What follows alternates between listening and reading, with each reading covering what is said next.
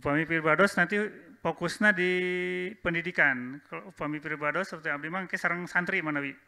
Upami ka petani nu aya di sekitar MS seringna sareng pajarot. Sering komunikasi kemarin kieu. Inti tina pertemuan ieu hoyong ngajalin komunikasi antara pondok sareng petani sekitar karena mitra ya. Karena kita ini mitra, jadi supaya ada komunikasi antara mitra dengan pondok, yang intinya sih ingin gimana caranya bahwa agro yang ada di MS ini berkembang dan maju itu. Jadi kalau tidak ada komunikasi kan kita tidak tahu keluh apa hambatan, tantangan dan segala macam. Bila mana ada hambatan dan segala macam kita pecahkan bersama-sama. Intinya itu mudah-mudahan apa yang menjadi kendala dalam meningkatkan agro yang ada di MS ini bisa kita pecahkan secara bersama-sama. Kalau sendiri-sendiri berat Pak, makanya kita sama-sama, ayo kita kembangkan, kita majukan kegiatan agro yang ada di kawasan khususnya markas syariah, umumnya ada sekitar kita yang ada di Indonesia, seperti itu. Jadi untuk tahap pertama ini di sini memang kita kasih judul pelatihan agro markas syariah dengan tema pemanfaatan ekoenzim guna meningkatkan hasil pertanian. Janten pertemuan yang kita lakukan ulah hanya seomong jadi ayo oleh-oleh lah. Kamu itu minimal ada oleh kita bukan hanya sekedar bertemu, ngumpul, ngobrol dan segala macam. Terus ya minimal kita ada oleh-oleh yang bisa dibawa pulang yaitu ilmu, sedikit ilmu atau sedikit berbagi pengalaman. Pribados yakin bapak-bapak atau nanti ibu-ibu juga ayah upami telepatnya mitra tani teh lebih pengalaman di bidang pertanian dibanding Pribados ya. Terus terang Pribadosnya Lira dunia berkapungkur memang berkecimpung di dalam dunia pertanian, terus alih profesi menjadi guru dan segala macam. Pernah memang kalau pertanian hortikultura kan bapak-bapak ibu yang langkung wapaos di Batan Abdi ya, kemudian Abdi mah kelerasan sebenarnya di perkebunan ya. Ya alhamdulillah di MS dihadapkan kepada masalah-masalah hortikultura. Adapun materi-materi pengalaman masalah hortikultura dan segala Pak Jarot yang lebih kompeten ya. Saya sendiri mungkin hanya membuka di dalam pelatihan ini sambil berjalan supaya waktu tidak terbuang percuma sambil menunggu Habib Irfan. Nanti Habib Irfan udah pesan silahkan buka saja materi yang ada langsung saja disampaikan. Di sini temanya memanfaatkan ekoenzim guna meningkatkan hasil pertanian. Pelatihan agro ini bersifat tematik dan berjenjang dengan menggabungkan aspek teoritis dan praktek yang diselenggarakan sekali setiap bulannya dengan sebagai titik temu dan ajang berbagi ilmu, pengetahuan, pengalaman, ide, dan informasi antara Yayasan Markas Syariah bersama para pakar, dosen, insinyur, praktisi, investor, mahasiswa, pegiat pertanian hingga petani. Insya Allah kedepannya kalau ada kesempatan dan ada rezekinya kita undang pakar-pakar yang apa yang kita perlukan, kita undang. Ya. Pada pelatihan perdana ini akan dibahas seputar manfaat ekoenzim guna meningkatkan hasil pertanian. Ekoenzim adalah hasil fermentasi limbah kulit buah dan sayur segar menjadi bahan yang mempunyai banyak manfaat untuk alam dan manusia. Nanti akan dipaparkan oleh Pak Insinyur Jarot ya. Manfaat ekoenzim untuk pertanian adalah sebagai filter udara, herbisida dan pestisida alami, filter air, pupuk alami untuk tanaman dan dapat menurunkan efek rumah kaca. Berbagai penjelasan lebih dalam terkait ekoenzim hingga cara membuatnya akan dibahas pada pelatihan ini. Nanti dengan Pak Jarot yang lebih paham ya. Terus terang ini sebelum ke Pak Jarot, saya terus terang hanya sebagai pengguna Pak. Ini sebagai pengguna, alhamdulillah saya juga diperkenalkan dengan ekoenzim oleh Pak Jarot. Pada waktu itu kita ada Roni di Cibalagung di Politeknik Pembangunan Pertanian ya. Roni sana saya dikasih sampel. Disangka apa? Saya tadinya tidak tahu manfaatnya, menyepelekan saja. Karena satu botol waktu itu isinya berapa mili, lupa lagi. 250 ya? 200 mililiter kalau nggak salah. ternyata karena banyak ketidaktahuan kami, mungkin ada yang diminum, ada yang dan segala macam itu. Yang namanya ekoenzim. Alhamdulillah Pak tidak ada yang meninggal ya. Yang diminum ada punya penyakit dalam gangguan pada organ tubuhnya, alhamdulillah ada peningkatan kesembuhan waktu itu.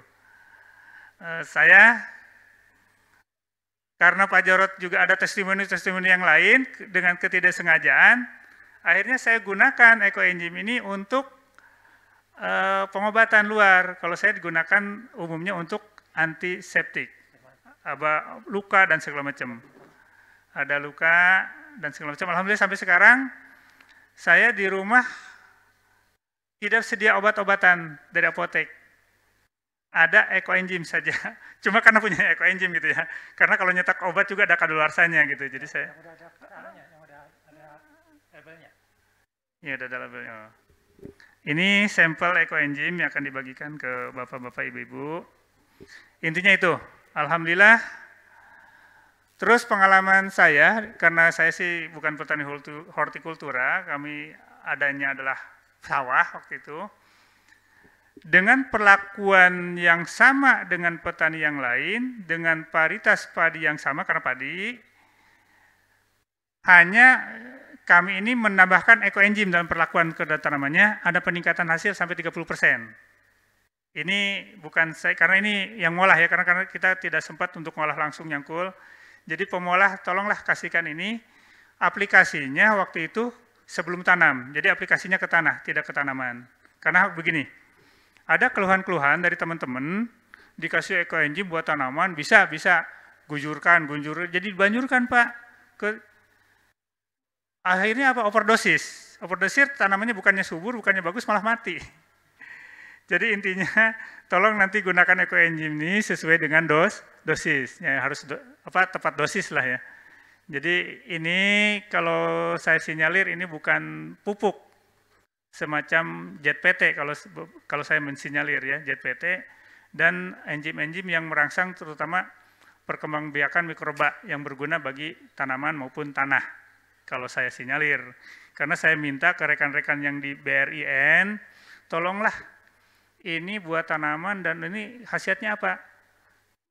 Ternyata mereka tidak ada tanggapan, mungkin karena ada persoalan intern di BRIN-nya juga, jadi tidak gitu. Tapi testimoni yang kita dapat dari petani yang sudah menggunakan ekoenzim, alhamdulillah ada peningkatan hasil. Terutama pertanian-pertanian yang menuju kepada pertanian organik. Intinya bagaimana caranya kita mengurangi penggunaan bahan-bahan sintetis atau obat-obatan pabrik untuk di lahan pertanian kita. Ini menuju ke, walaupun kita belum bisa sepenuhnya organik, minimal kita kurangi penggunaan obat-obatan terutama pestisida, itu aja. Terus untuk pengobatan dan untuk maaf ini Kang Firman punten, ini Bapak mencium bau kali ya? Masuk sini bau nggak enak ya? Ini ada bau karpet, nggak enak, punten disemprotkan ini ke karpet. Sengaja nggak disemprot dulu tadi itu ya. Kita coba nanti ada ini enggak? Ini karpet kayaknya bau nih. Belah sini di sekitar ini nih. Kalau nggak salah belah sini yang paling bau tuh. Ya, semprotkan aja. Ini penggunaan ekoenzim sebagai air purifier ya. Nanti Pak Jarod apa itu purifier dan segala macam, ini ekoenzim disemprotkan aja, keluar aja di atas aja nggak apa-apa. Iya. Yang ini aja sambil jalan. Nggak terlalu banyak nggak apa-apa. Asal ada itu uapnya aja. Ini salah satu penggunaan ekoenzim ya. Kalau kami biasanya pakai ini, kebetulan ini nggak ada lagi botol semprotnya. Bapak-bapak, ibu-ibu dapatnya botol yang itu ya.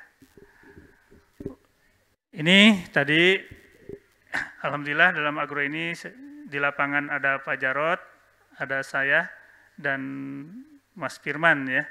Itu untuk di agronya. Kalau saya nanti fokus di pendidikan santri, Pak Jarod yang sering berhubungan dengan bapak-bapak, ibu-ibu nanti di lapangan. Kami juga terus terang agro yang ada di MS, khususnya santri ingin berkembang juga. Makanya kami minta bantuan ke rekan-rekan. Alhamdulillah Pak Jarod bersedia membantu di MS. Lalu ada Pak Taufik kebetulan ada halangan, harus saja ke Cirebon, jadi tidak bisa ikut gabung. Dengan Pak Jarod juga dibantu rekan-rekan yang lain dengan Pak siapa? Maaf, punten, Kang. Oh, tamu mohon banget. Itu saja mungkin pengantar dari saya, karena waktu terus berjalan, waktu dan tempat saya berikan ke Pak Jarod. Silakan.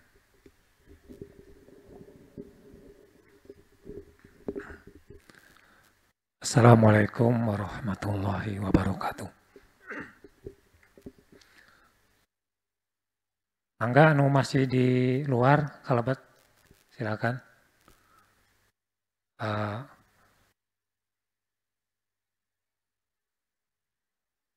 Bapak dan Ibu enggak, belum ada ya? Bapak-bapak sekalian, alhamdulillah hari ini kita bisa berkumpul di sini. Allah takdirkan untuk sama-sama menimba ilmu. Mudah-mudahan ini bagian dari ilmu yang bisa kita manfaatkan untuk menunjang pertanian kita. Nama saya Jarod Indraloka, saya kelahiran Jawa, turunan Jawa, tapi sebenarnya udah lama di Bogor. Cuman karena di Bogor bahasa Sundanya kasar, ya pakai bahasa Indonesia aja. Gitu.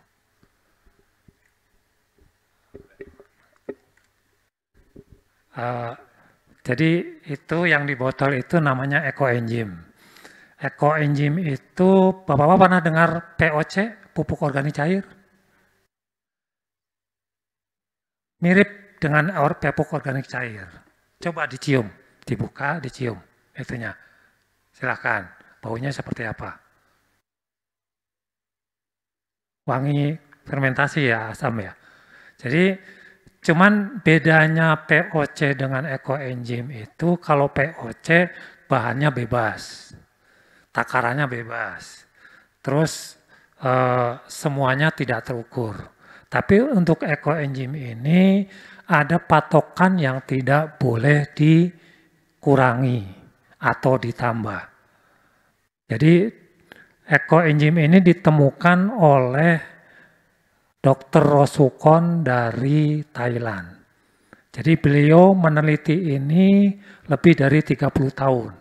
Sehingga ketemu formula yang baku, yaitu 1,3,10. Nah, 1,3,10 ini kalau disebutnya sama dengan bio. Jadi huruf B, kalau yang kan B itu kan begini ya, kalau ininya dilepas jadi 1 dan 3 kan, jadi bio. 10-nya, jadi bio itu 1,3,10. 1,3,10 itu apa? Satunya adalah gula. Gula Pak bisa gula merah dari kelapa, bisa gula merah dari tebu, bisa gula merah dari aren, bisa molasses yang dari gula pasir. Tapi tidak boleh gula pasir. Jadi hanya gula merah satunya, satu bagian. Kemudian 3-nya adalah kulit buah dan sayur. Hanya kulitnya saja. Tapi yang fresh, yang segar. Nah, untuk sayurnya itu maksimal jangan lebih dari 40%. Kemudian 10-nya air. Jadi misalnya gini, kalau kita mau bikin kita punya 3 kilo bahan organik, kulit buah dan sayur, maka gulanya 1 kilo, karena 1,3,10. Bahan organiknya 3 kilo, gulanya 1 kilo, airnya 10 liter. Oh enggak 10 kilo, karena air itu berat jenisnya sama, jadi 1. Jadi antara 10 liter dengan 10 kilo sama. Gitu. Jadi supaya gampang, di liter boleh, di kilo boleh kalau air. Yang 3 ini kenapa kalau sayurnya cuma 40%? Karena ketika sayurnya banyak, dia kurang wangi baunya. Nanti tidak seperti itu. Tapi kalau kita bikin ekoenzim hanya untuk pertanian, boleh lebih dari 40% sayurnya. Tapi kalau untuk digunakan semua kebutuhan, jangan lebih dari 40%. Karena kalau kita misalnya mau buat seperti ini, tadi kan agak bau apak tapi dicemprot pakainya jadi agak harum sedikit kan. Nah itu karena kita tidak pakai sayur. Tapi kalau ini pakai sayur buat nyemprot ini, ya jadi bau tambahan gitu. Benar. Itu tadi 1, 3, 10 udah paham ya. Jadi 1-nya gula, 3-nya bahan organik, 10-nya air. Jadi nanti kalau bapak-bapak mau bikin ekoenzim, jangan terlalu tipis ngupas gula, ngupas buahnya, karena enzim itu ada di antara kulit dan daging buah. Jadi kalau kita bayangkan misalnya semangka, itu kan kulitnya tuh yang hijau sama yang putih, kemudian dagingnya merah. Jadi di antara yang putih dan merah itu ada enzim di situ. Jadi kalau nanti ngupas semangkanya merahnya nggak ke bawah, khawatir enzimnya juga nggak ke bawah, gitu. Dibikin tebal dikit, gitu. Jangan pelit, gitu. Jadi ya jangan terlalu pelit, dagingnya diikutin. Atau kita ngupas mangga, dagingnya diikutin agak tebal, gitu. Supaya enzimnya ikut di dalam, gitu. Kemudian setelah kita punya perumus baku tadi, bagaimana cara fermentasinya? Kita fermentasinya harus pakai wadah yang mulutnya lebar. Misalnya pakai tong, wadah cat. Pokoknya yang atasnya tidak menyempit seperti ini. Ini kan mulutnya sempit. Jadi tidak disarankan pakai ini. Bisa, tapi ini bisa, tapi tidak disarankan. Karena apa? Ketika kita fermentasi itu akan keluar gas. Nah, ketika keluar gas permukaannya sempit, maka dia akan mengerucut ke satu titik sini. Yang tadinya di sekitar sini akan menuju ke sini. Sehingga tekanannya menjadi lebih besar di sini. Tapi kalau mulutnya lebar, jadi tekanannya semua arah. Sehingga dia tekanannya lebih kecil dibanding yang mulutnya sempit. Sehingga ketika mulutnya sempit akan terjadi rawan meledak. Gitu. Karena kalau kita nggak kontrol, ledakannya lumayan, bisa semakin besar ininya, semakin besar ledakannya. Dan efeknya tidak hanya ledakan, ya jadi ruangan kita jadi kotor karena cairannya kemana-mana gitu. Jadi itu. Kemudian untuk menghindari ledakan yang kedua adalah kita harus tahu ukuran wadah yang kita gunakan. Sebelum kita pakai, kita ukur dulu, misalnya kita punya wadah cat. Benar nggak sih dia ukurnya 20 liter? Supaya yakin kita ukur pakai air, diliterin dulu sampai penuh. Oh benar 20 liter.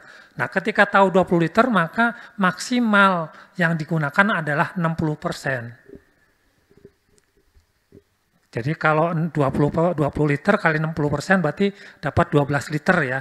Jadi airnya 12 liter maksimal. Ketika airnya 12 liter, berarti gulanya kan 1/10, tadi kan 1/10 ya, berarti 1,2 kilo. Sedangkan bahan organiknya 3 kalinya, berarti 3,6 kilo. Jadi ketika punya wadah 20 liter, maka gulanya 1,2 kilo, kulit buah dan sayurnya 3,6 kilo, airnya 12 liter. Itu maksimal. Saya pengen gampang aja 1, 3, 10, 1 kilo, 3 kilo, 10 kilo nggak apa-apa. Nggak apa-apa. Itu lebih aman, cuman ketika melihat waktu fermentasi yang lama itu jadi nggak efektif. Karena waktu fermentasinya nanti minimal 100 hari. Jadi kalau kita punya wadah 20 liter, nunggu 100 hari cuma dapat 10 liter kan nyaahnya, mending 12 liter gitu kan. Gitu. Tapi kalau susah ngitungnya, nanti kita coba bikinkan tabel.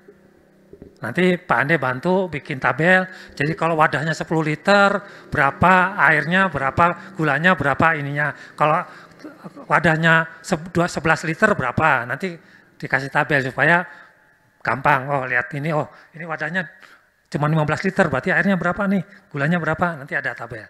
Kita bikinkan tabelnya. Supaya ketika kita nunggu waktu yang lama, tidak mubazir, karena untuk fermentasinya butuh lama. Kemudian fermentasinya harus tertutup rapat, gitu. Seperti ini rapat sehingga gasnya yang keluar tuh sedikit tapi tidak ada udara yang masuk.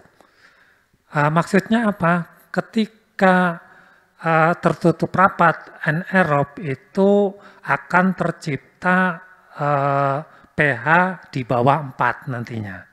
Harapannya itu. Ketika pH di bawah 4 itu semua bakteri patogen mati di dalam situ. Yang hidup hanya lactobacillus.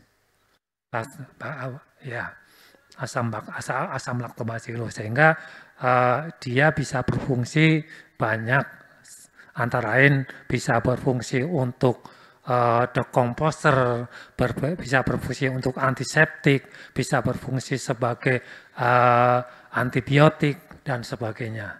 Sehingga ketika ekoenzim tadi jadi, dia menjadi multifungsi, tidak seperti POC. Kalau POC kita nggak berani minum, tapi kalau ini saya berani minum, gitu. Ini saya telan nggak apa-apa, gitu. Tapi tidak disarankan diminum karena tidak ada uji klinisnya, gitu. Karena ketika suatu cairan hasil fermentasi dengan perbandingan tertentu harus ada uji klinis kalau mau dipakai untuk manusia. Biasanya itu panjang rantainya, pakai kelinci lah, pakai tikus, ujinya seperti itu. Tapi secara prinsip semua bahannya adalah bahan yang aman. Kita tahu bikinnya, buahnya tahu, kita cuci segala macam, gulanya kita tahu, insya Allah aman. Tapi tidak disarankan diminum. Cuma waktu kemarin reuni, saya bagikan 600 botol, karena yang hadir 600, itu sebagian diminum. Tapi ya nggak apa-apa. Malah ada yang tadinya kembung jadi sehat, ada yang gitu. Jadi malah banyak testimoni akhirnya gitu. Jadi seperti itu ekoenzim.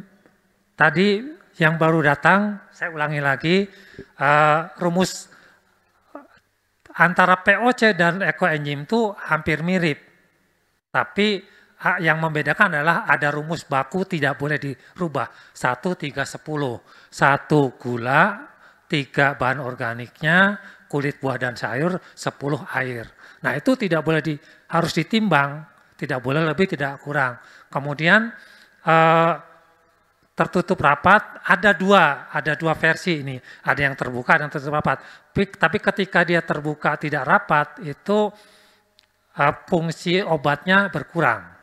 Kalau kita pengen bisa tambah fungsi obat, maka harus tertutup rapat. Gitu. Kemudian setelah tertutup rapat, fermentasi kasih tanggal. Sekarang, karena kadang-kadang kita gampangin ya, gampang, ingatlah nanti selalu cari. Itu kadang-kadang lupa begitu ini. Nah kita supaya nggak ini kita kasih tanggal. Oh sekarang tanggal 8 bulan 5 kita bikin. Juni ya sekarang. Bulan 6. Berarti kita panen 100 hari. Artinya 7, 8, 9 tambah 10 berarti 18 bulan 10. Bulan 9. 7, 8, 9 ya. Jadi tanggal 18 bulan 9 panen.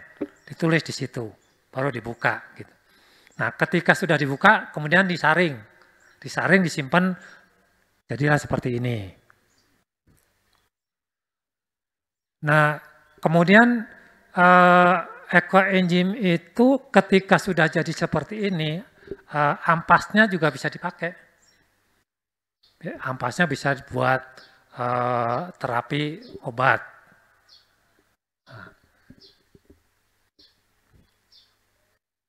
Nah, dari yang tadi ada yang dipertanyakan nggak?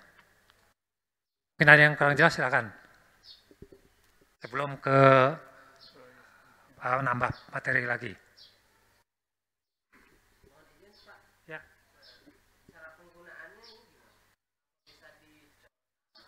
Nanti dulu, ini sampai yang tadi dulu, sampai bikin tadi ada yang nanti penggunaannya nanti kan setelah ini. Membuat dulu. Sampai membuat tadi ada yang bertanyakan nggak?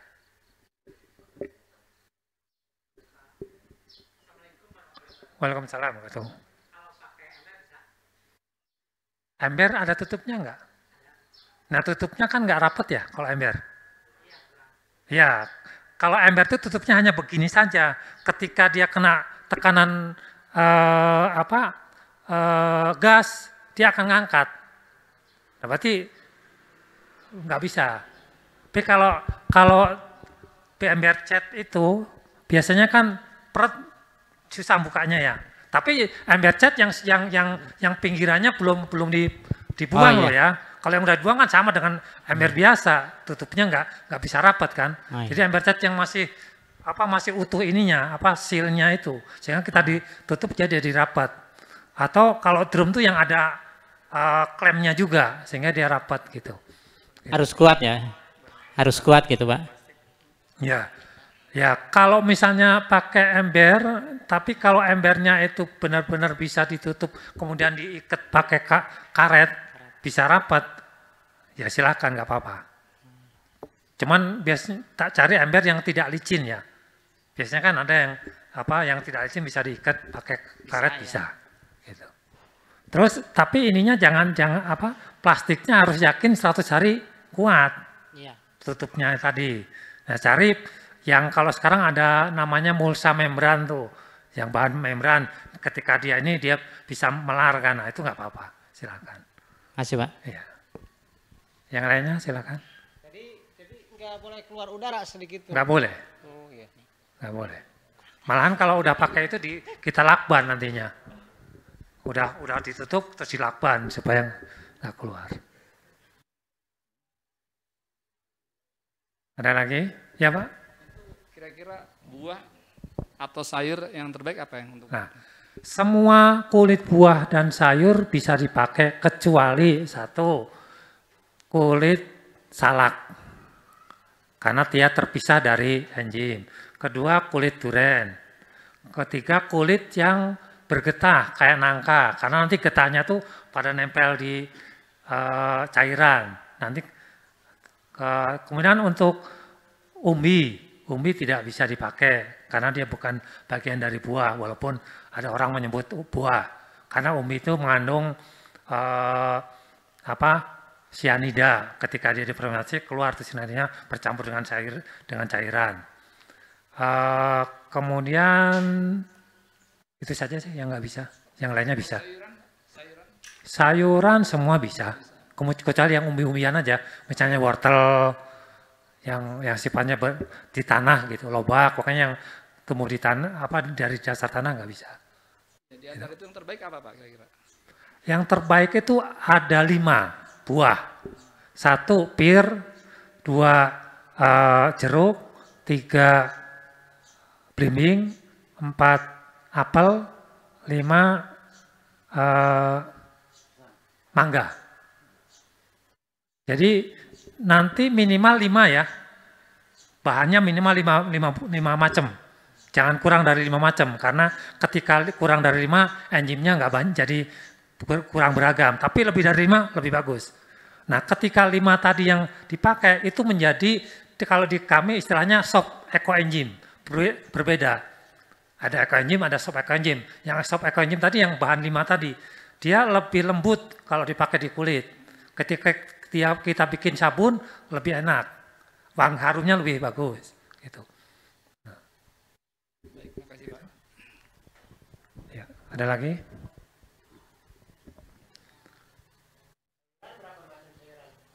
Sama, minimal 5. Apa aja?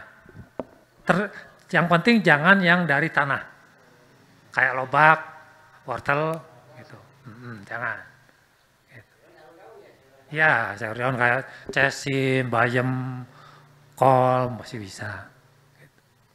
Tapi tadi maksimal 40%. Jadi kalau kita misalnya pakai 3 kilo, berarti sayurannya minimal 1,2 kilo. Sisanya buah. Gitu.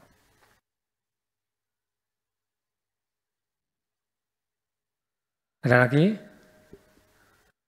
Nah. Kalau bikin 1 kilo itu 1 kilo gula Ya. Sayurnya berapa? 3 kilo. 3 kilo bahan organik, campuran buah dan sayur. Berarti maksimal sayurannya 1,2 kilo. Yang 2,8-nya Yang 1,8-nya kulit buah. Nah, supaya gampang mencarinya, Bapak bisa ke tempat orang bikin sop buah, atau es buah, atau jus. Nah, itu biasanya kulitnya kan ada tuh, atau tukang rujak. Nah, saya biasanya ke situ, Pak. Saya pagi-pagi ke situ, Pak. Nanti sore kulitnya saya minta ya, kumpulin. Ke tukang nanas, suka dikupas kan tuh, Pak. Nanti saya ambil ya sore. Jadi pagi saya kasih cross-check, sore saya ambil. Gitu. Tapi kalau mau, ayo kita beli. Nah, kalau kita mau bikin sendiri beli buahnya, itu minimal untuk dapat 3 kilo itu biasanya 8 kali lipat, berarti butuh buah 24 kilo. Gitu. Ya makanya kalau kita beli sengaja bikin, ya mahal. Tapi ya kita harus mulung. Ya saya misalnya ke tukang buah-buahan kan banyak yang busuk-busuk tuh, yang sudah tidak bisa dijual, tapi kulitnya masih ada yang bagus yang kita ambil, kita pisahin gitu. Itu gratis gitu. Banyak yang gratis kok. Atau lagi musim buah rambutan juga banyak tuh gitu. Ada lagi? Oke, sekarang fungsinya. Ekoenzim ini ternyata selain buat tanaman juga bisa buat menggantikan produk-produk rumah tangga. Misalnya kita bikin sabun, kita buat pengganti pel, apa biasanya kita pakai itu. Yang pel itu, saya udah lupa nggak pakai itu, soalnya emang jadi lupa mereknya. Pokoknya yang buat ngepel lantai bisa pakai ekoenzim. Sampo bisa kita gantikan dengan ekoenzim. Sabun cuci, sabun mandi. Saya alhamdulillah sudah hampir setahun ini sikat gigi udah nggak pakai odol. Pakai ini aja ekoenzim. Jadi disemprotkan ke sikatnya, kemudian baru sikat gigi. Gitu. Murni aja begini, nggak apa-apa. Kemudian bisa menjadi obat penyakit kulit, obat luka. Jadi di rumah pengganti betadin ini bisa. Kemudian kalau yang gatal-gatal mandi pakai ini bisa. Semua penyakit kulit insya Allah bisa. Kemudian luka ini ya. Testom ini saya sendiri. Nah ini, Bapak, ini saya papasan dengan motor. Jadi ada motor dari sana itu nyelonong ke sini, ke tempat saya, menghantam ini, injekannya itu. Ini mentok ke tulang, ini sekitar 15 cm. Alhamdulillah cukup pakai ini. 5 hari langsung nutup Pak, tanpa dijahit. Gitu. Yang kedua ini. Nah ini lepas kulitnya. Kalau ini agak lama, jangan dicot kalau ini. Kalau ini agak lama, karena bergerak kan. Ini 40 hari baru nutup. Kalau ini karena tidak bergerak cuma 5 hari. Insya Allah. Murni aja pakai. Perih Pak. Ya air aja perih, masa ini nggak perih? Sama, air juga perih. Tapi kalau ini perihnya tuh dari tinggi ke rendah, lebih cepat turun gitu. Untuk yang mengalami masalah mulut, dari mulai sariawan, bau mulut, silahkan pakai ini, bisa. Gitu. Kemudian untuk ke tanaman, ini bukan pupuk, kalau POC kan pupuk, kalau ini bukan pupuk. Dia sebagai katalis, jadi ketika kita mumpuk ke tanaman, itu sebenarnya banyak pupuk yang tidak bisa diserap oleh tanaman. Kita misalnya kasih urea, TSP, KCL, NPK. Itu banyak yang tidak bisa diserap oleh tanaman. Kenapa? Karena ketika tanah kita pH-nya asam atau basa, maka ada partikel-partikel logam yang mengikat pupuk tadi, kayak ZN, Al itu mengikat pupuk sehingga tidak bisa diserap oleh akar. Dia terikat. Tapi ada di tanah itu. Itu si pupuk tadi.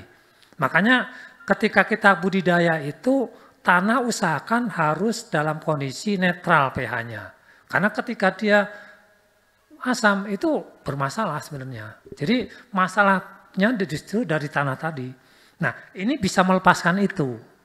Ikatan-ikatan itu dilepaskan sama ini. Sehingga ketika kenapa ini di sini dipakai ekoenzim kok bagus, di sini enggak. Nah mungkin di sini ada pupuk yang masih terikat, begitu dikasih ini terlepas diserap tanaman. Tapi di sini mungkin sedikit. Jadi tetap ketika kita aplikasi ini tetap harus pakai pupuk juga. Gitu. Nah ini bisa dipakai untuk komposter karena mengenal. Jadi misalnya kalau kita mau bikin kompos, pakai ini untuk mempercepat proses pengomposan. Jadi dekomposer itu ibaratnya gini Pak, kalau kita ada nasi 1 piring, dimakan 1 orang, dengan dimakan 5 orang, cepatan mana? Hah? Nah, seperti itulah ilustrasinya. Jadi ketika ada kompos 1 ton, kita tanpa penambahan ini, berarti yang makan cuma 1 orang ibaratnya. Mungkin banyak atau mungkin 1.000 lah maksudnya. Tapi dengan ditambah ini jadi 5.000 yang makan sehingga lebih cepat dia diolahnya. Jadi ini mempercepat. Dekomposer itu fungsinya adalah mempercepat pengolahan tadi. Gitu. Karena menambahkan makhluk halus dalam hal ini bakteri karena nggak kelihatan ya. Jadi kita sebut makhluk halus karena nggak kelihatan. Itu ke dalam tanah tadi supaya membantu proses dekomposisi tadi. Kemudian ini juga bisa membersihkan akar-akar. Jadi pada tanaman-tanaman yang tahunan, buah-buahan yang mungkin bisa udah di atas 1 tahun, itu biasanya akarnya ada tertutup sama karat-karat di ujung-ujungnya itu. Nah dengan ini dia dilepaskan sehingga menjadi bersih, putih, nah jadi lebih aktif kan menyerap unsur hara. Ini juga bisa karena setelah diteliti oleh, bukan diteliti, dianalisa oleh IPB dan PMI ada zat antiseptik. Artinya ketika ada zat antiseptik berarti bisa buat untuk membunuh bakteri dan jamur. Artinya bisa jadi pestisida nabati. Tapi kalau penggunaan ini ketika kita mau untuk bagian atas, coba dicairkan 1:1000 dulu. Jadi 1 liter itu cukup 1 mili untuk semprot ke bagian atas. Tapi kalau untuk bagian tanah aman, banyak juga nggak masalah. Gitu. Kalau ke tanah. Tapi kalau untuk atas, coba dulu 1.000 ketika aman, kurang berpengaruh, turunkan lagi jadi 1.500, 1 liter 2 mili. Karena kalau terlalu banyak, karena kan tergantung tanamannya ya, tergantung tanaman, tergantung kondisi umur dan segalanya. Jadi ketika dia masih daun muda, umur muda, kemudian tanaman yang daun yang mengandung air banyak, nah dia dengan dosis tinggi cepat terbakar daunnya. Makanya perlu dicoba dengan itu tadi karena kita kan nggak tahu budidayanya kan macam-macam tanamannya. Mungkin antara tanaman bayam dengan kacang panjang kan beda daunnya. Bayam lebih banyak kandung airnya sehingga dia lebih rentan ketika lebih cepat gosong dibanding ini. Nanti Bapak bisa coba dari seperti itu kalau untuk bagian atas. Gitu.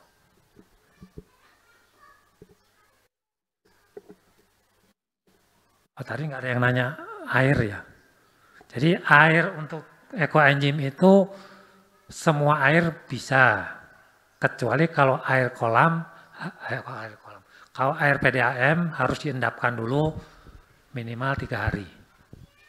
Karena kan kita nggak tahu PDAM itu ketika musim hujan banyak lumpur banyak dia kaporitnya lebih banyak penggunaannya.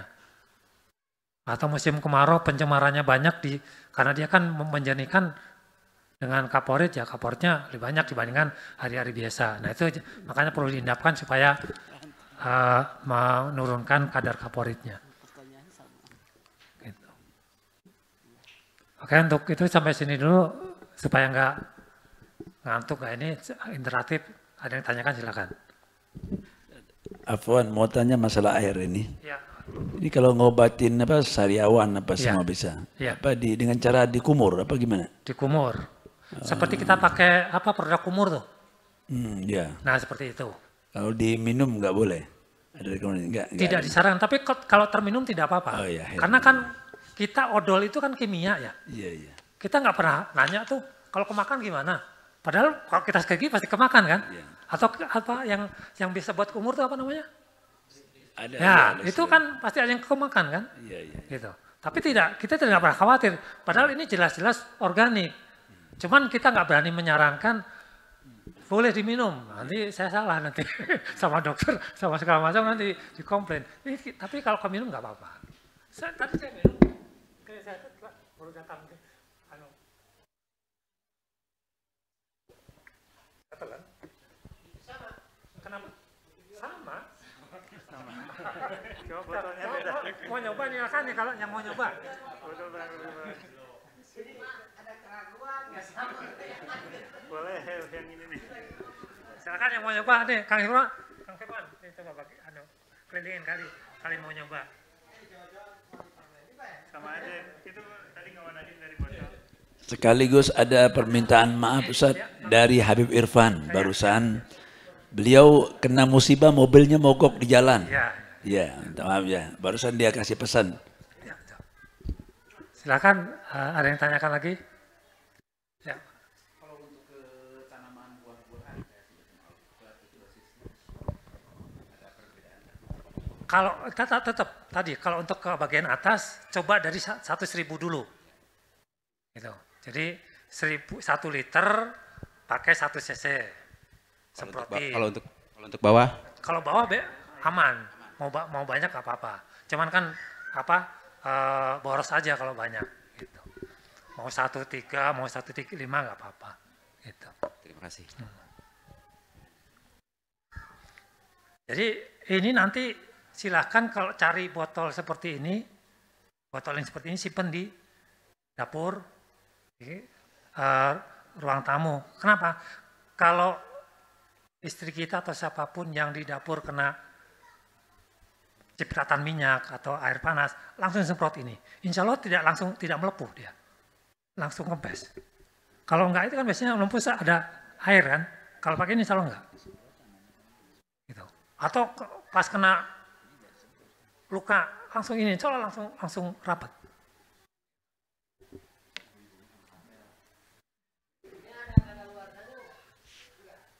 Ini selama baunya masih seperti ini, tidak kadaluarsa. Artinya sebenarnya, ini juga punya namanya bakteri yang bisa menyerap radiasi. Nih, jadi ketika ini disimpan di sini, radiasi ini sebagian terserap oleh ekoenzim, sehingga tidak langsung ke kita.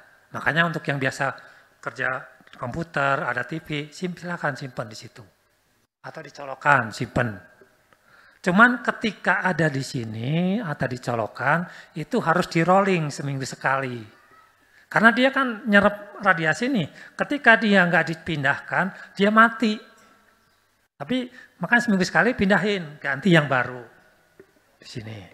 Ini supaya pulih dulu. Nah setelah pulih, tukerin lagi. Tapi kalau ini nanti nggak dituker, dia mati bau busuk. Nah, itu artinya udah tidak bisa dipakai. Tandanya kadaluarsanya di situ.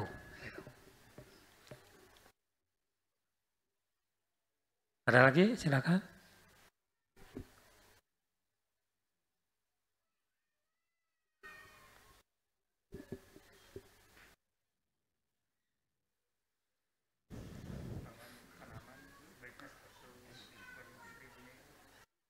Udah tadi.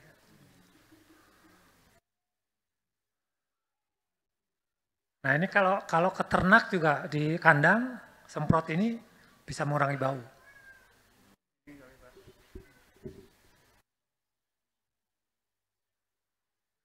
Nanti kalau butuh ini bisa di copy, nanti minta ke Pak Andi. Di situ ada anunya, cara-caranya. Kenapa? Ya, ya nanti supaya kalau nggak tahun supaya bulan depan datang, bulan depan aja dikasihin ya. Temuan berikut mungkin nanti dalam bentuk cetak ya. Karena kita juga, saya aja yang di sini kalau ke lapangan males buka komputer, buka HP itu. Kalau buka kertas.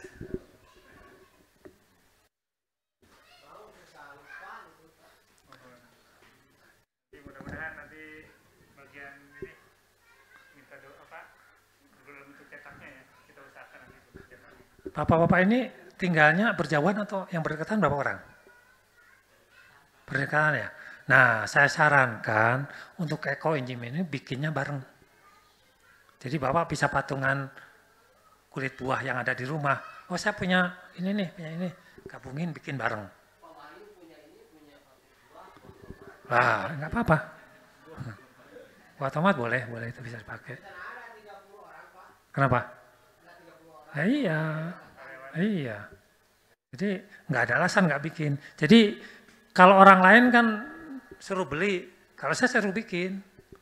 Jadi itu dikasih supaya Bapak bikin sambil nunggu panen, ini pakai. Gitu. Jadi nanti setelah itu ya sudah panen pakai terus bikin. Nah, kalau saya bikin biasanya tiap minggu dengan teman-teman itu. Cuman nggak ada di situ ya. Ini bisa masukin itu nggak?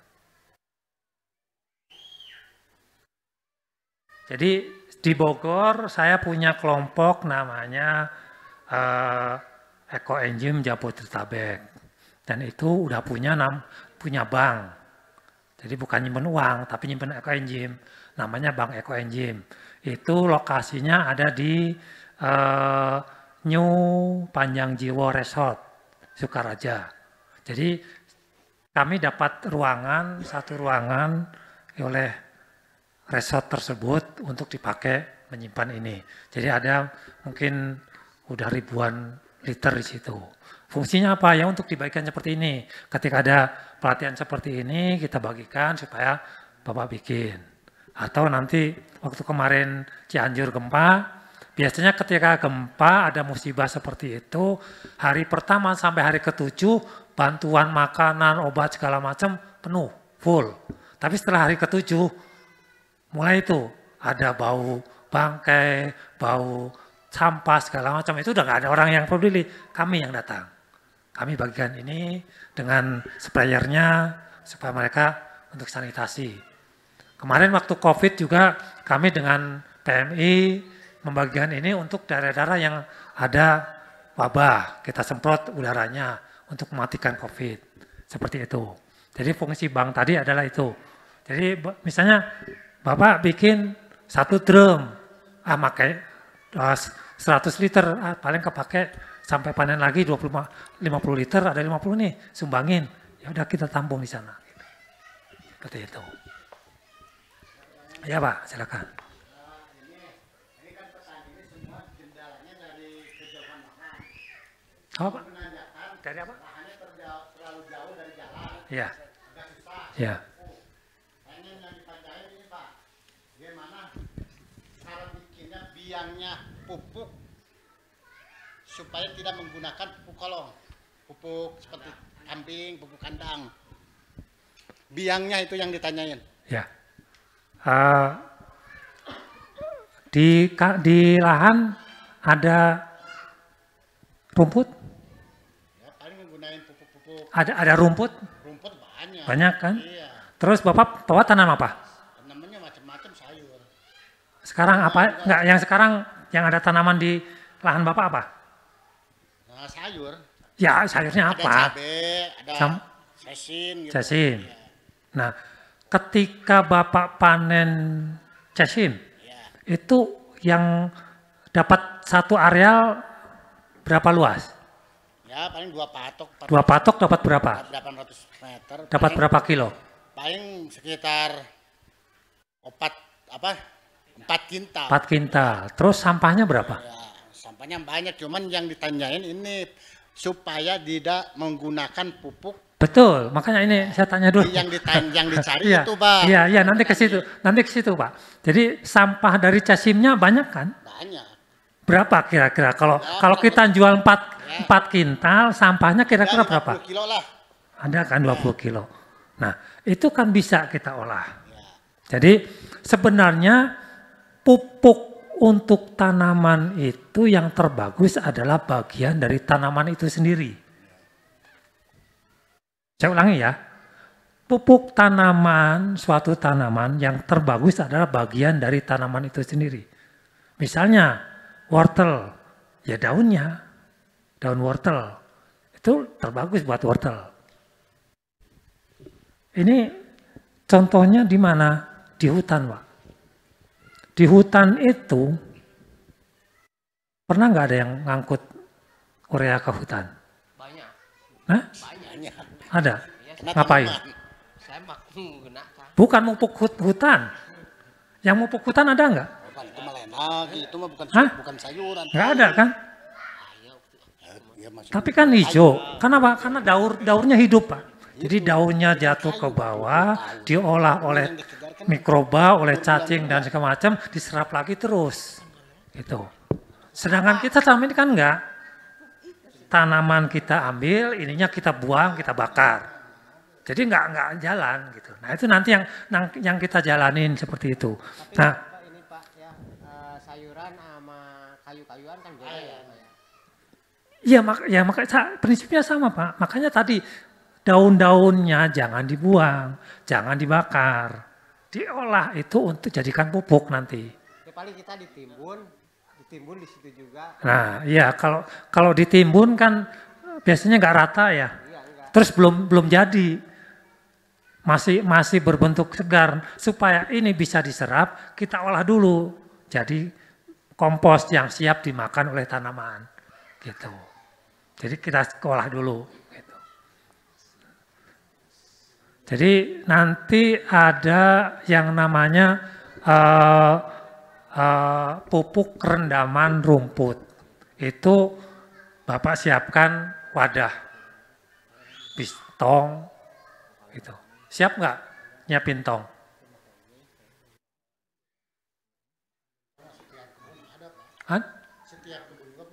Adanya. Itu nanti kita prosesnya pakai itu, Pak.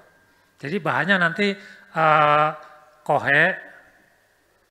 kohenya bisa terserah mau pakai kambing, mau pakai ayam, tapi yang segar. Ada lagi yang mau ditanyakan? Silahkan Bapak. Ini testimoni ya yang luka bakar dan segala macam. Alhamdulillah. Yang parises ini rutin dioles dengan ekoenzim atau disemprotkan, ternyata ada perbaikan.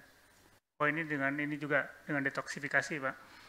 Ada detoksifikasi pengobatan dengan ekoenzim, yaitu dengan cara merendam kaki menggunakan ekoenzim dicampur dengan air panas. Biasanya air panas, air hangat 40 derajat, kita kasih ekoenzim pakai berendam kaki. Alhamdulillah ini untuk detoksifikasi ya. Kalau ini ada ekoenzim, nanti ada hasil samping dalam pembuatan ekoenzim seperti jamur tadi belum dijelaskan ya. Ada disebutnya apa, mama enzim ya.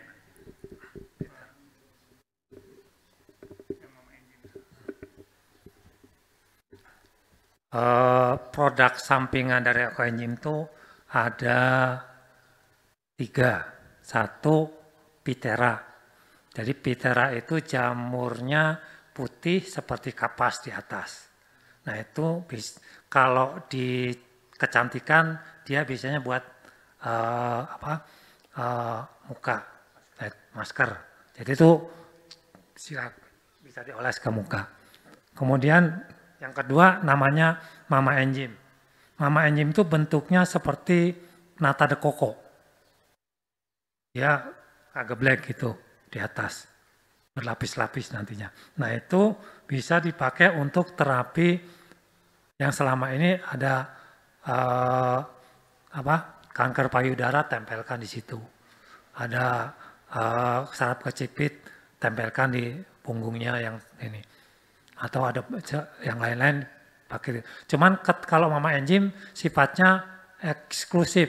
Ketika sudah dipakai sama satu orang, tidak boleh pakai orang lain. Itu. Karena ketika kita pakai, misalnya saya pakai si mama enzim tadi akan menyesuaikan struktur dirinya seperti dengan yang ada di kita untuk mengobati kita, sehingga tidak boleh dipakai anak kita sekalipun. Nah itu nyimpennya harus terpisah. Jadi kalau nanti bapak-bapak bikin ekoenzim muncul itu bonus yang jarang, itu harus dipelihara. Pelihara dulu biar dia dapat berapa tumpuk, nanti baru dipisahin. Nah, ini buat si A, ini buat si B, si C. Nah, sisakan satu untuk dikembangbiakkan. Itu bisa dikembangbiakkan itu. Nanti caranya nanti kita bahas setelah memang ketemu itu, gitu, supaya nggak lupa. Gitu. Kemudian ampasnya tadi di blender, kemudian disimpan. Nah, itu bisa buat pegel-pegel olesin aja, buat param bisa. Kemudian ekoenzim ini kan kalau kita panen berarti namanya F1 produk pertama. Produk keduanya apa? Bisa tergantung. Produk keduanya kita proses lagi ini. Misalnya bapak-bapak pengen bikin obat urut. Berarti ini dicampur dengan jahe. Jahe merah 30%, ininya 70%. Jahe merahnya diiris tipis, kemudian disangrai, setelah bau harum baru rendam sama ini 30 hari. Setelah 30 baru buat oles itunya. Atau mau bikin kalau untuk sabun bisa langsung. Jadi selama ini kan sabun yang kita pakai itu mengandung namanya SLS, itu zat kimia yang susah terurai. Nah, dengan ekoenzim kita ganti SLS-nya menjadi MEMS namanya. Nah, itu nanti insya Allah lebih aman terhadap lingkungan. Kemudian.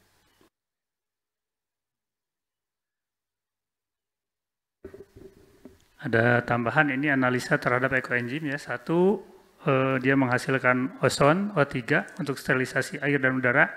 Ternyata ozon ini juga bisa membunuh mikroorganisme, Pak. Kalau di pasaran ini biasanya di kota-kota banyak dipasarkan ozonizer. Jadi alat untuk memproduksi ozon, dicolokkan dengan listrik berapa watt untuk pembersih udara. Ternyata saya juga ditawarin waktu ya kalau di kantor. Karena kita punya ekoenzim udah kenapa susah-susah beli mahal ozonizer ya. Kita aja punya ozon yang dari ekoenzim. Alhamdulillah. Ternyata khasiatnya kita pakai ini aja, ekoenzim semprotkan. Ini mengeluarkan ozon. Ternyata ozon ini kalau dulu di produk-produk air kemasan itu suka ada air ini dengan cara satu, biasanya kalau air kemasan disaring dulu, disaring lalu disinari dengan ultraviolet, lalu dikasih O3 ozon. Itu untuk membunuh mikroorganisme di dalam air kemasan. Jadi aman diminum. Ternyata ozon yang dihasilkan ekoenzim juga ini intinya bisa membunuh mikroorganisme. Tadi selain antiseptiknya, ozon yang dihasilkan juga bisa membunuh mikroorganisme. Kalau kita lihat di pondok ini, kita ini rawan nih, karena kita banyak berkumpul orang banyak. Rawannya rawan apa? Penularan penyakit menular. Makanya alhamdulillah kalau kita bisa memproduksi dan menggunakan ekoenzim, kita bisa meminimalisir penyebaran penyakit, terutama penyakit kulit.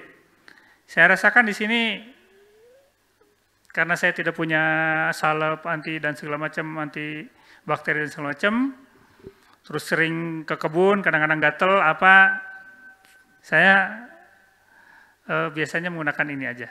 Ini kita hanya bersyariat menggunakan ekoenzim, ya alhamdulillah bisa meminimalisir penyakit yang datang ya. Apalagi saya juga termasuk resiko tinggi ya.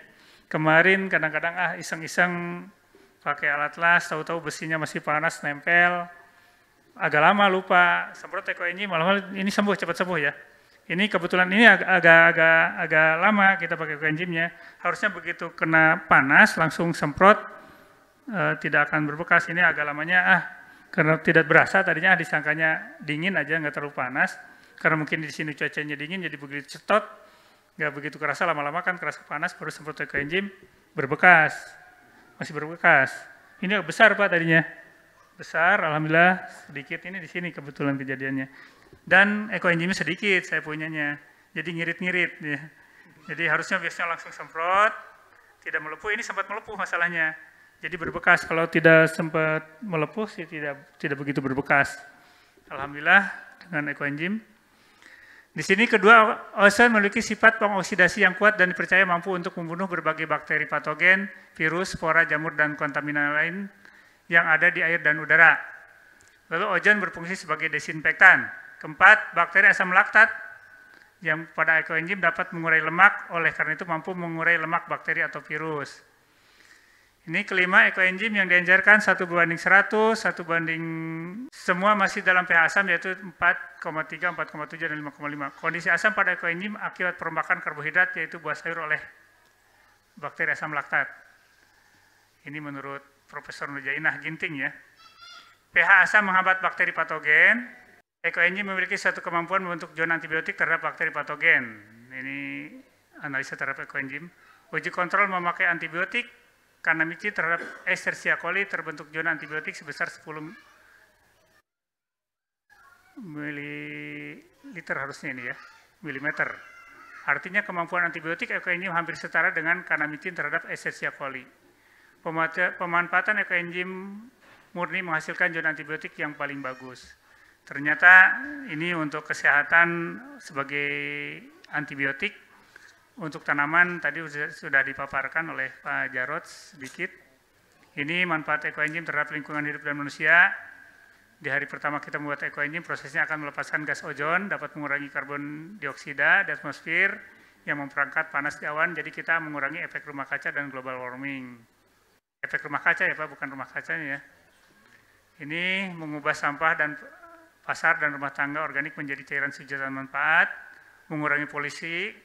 Ini akan mengurangi pengeluaran gas metana yang dikeluarkan dari sampah yang dibuang. Dapat merangkap 21 kali lebih banyak panas daripada CO2, memperburuk pemanasan global. Water dan air purifier, membersihkan udara air dan dari racun, polusi, dan menghilangkan bau.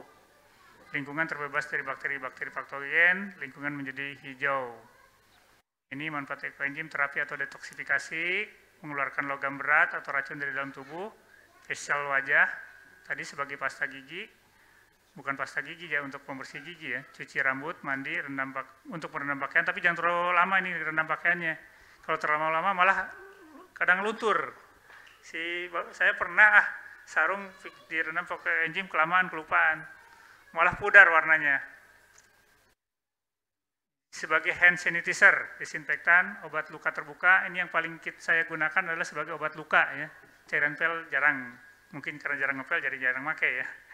Jadi kita pakai obat luka, cuci buah dan sayur, perendaman buah dan sayur. Ada yang terlupakan, kalau kita sering mengkonsumsi ayam pedaging yang dipeternak dengan itu yang digemukkan, itu kan dia diberikan hormon pertumbuhan. Hormon pertumbuhan itu Pak ternyata menurut analisis dosen Unpad, kalau kita sering mengkonsumsi daging ayam sayur yang diberi hormon, efeknya bagi laki-laki satu adalah memperkecil penis. Jadi kalau yang kecil penisnya kecil-kecil karena mungkin terlalu banyak makan itu ya. Kedua, memperbesar payudara. Jadi bukan hal tidak mungkin payudara laki-laki akan besar kalau sering mengkonsumsi itu yang mengandung hormon pertumbuhan. Jadi dua, saya pernah mencoba ayam sayur direndam dulu dengan larutan ekoenzim. Alhamdulillah rasanya kayak ayam kampung Pak, mendekati ayam kampung lebih itu ya teksturnya. Kalau tidak pakai ekoenzim kan cepat puyar gitu ya. Ini agak kenyal kayak ayam kampung. Itu untuk di sini cuci buah dan sayur. Kalau saya merendam daging ya. Bahan baku untuk aromaterapi, menarik radiasi listrik tadi sudah diterangkan. Untuk kalau pada internet mobil menyerap bau pada mobil. ini sudah dibuktikan. Saya kalau bepergian kadang-kadang pinjam mobil, punya orang kan baunya suka macam-macam, bawa ekoenzim semprot kan, kaget. Yang punya mobil kaget, kok ini mobil kok jadi wangi ya, jadi bukan wangi ini Bu. Jadi kok bau-baunya kok hilang katanya, karena ekoenzim. Pernah saya pinjam mobil, punya orang bawa ekoenzim, diantarkan kemana, terbuka tutupnya, tadinya bau macam-macam, mobilnya di kabinnya alhamdulillah hilang bau yang macam-macamnya. Seperti itu. Menghilangkan bau toilet, dapur, dan garasi, merendam bibit yang akan disemai. Tapi awas, ini dosisnya jangan terlalu pekat, bisa mati, mungkin karena asam dan segala macam. Untuk larutan hidroponik, pupuk tanaman, starter kompos, ini terutama untuk starter kompos, starter pupuk organik cair, minuman burung dan unggas, pembersih air kolam sebagai bioremediasi, untuk tanah juga, campuran ikan, pakan ikan, tadi Pitera ya yang ada modern enzim dapat mengobati kanker, enzim sebagai katalis suhu dan altitude untuk tanaman, menurunkan efek radiasi, ini membersihkan perairan yang tercemar, menghilangkan jamur di kaca mobil, menggunakan ekoenzim murni sebagai obat ketombe, menghilangkan karat dan logam, membersihkan perhiasan. Yang punya istri, udah, alhamdulillah saya punya istri karena masalah keuangan jadi tidak dibelikan skincare. Pakai ekoenzim, memang baunya begitu khas gitu ya. Kalau yang nggak biasa tuh nggak enak baunya. Tapi hasilnya alhamdulillah glowing Pak. Jadi glowing. Jadi istri yang sering ke kebun dan segala macam, insya Allah lebih glowing. Asal rajin menggunakan ekoenzim. Jadi tidak usah pakai skincare yang mahal-mahal. Itu yang saya rasakan. Mungkin itu testimoni saya.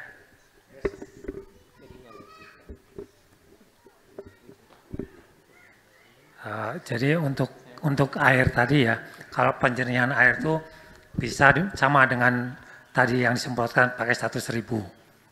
Gitu.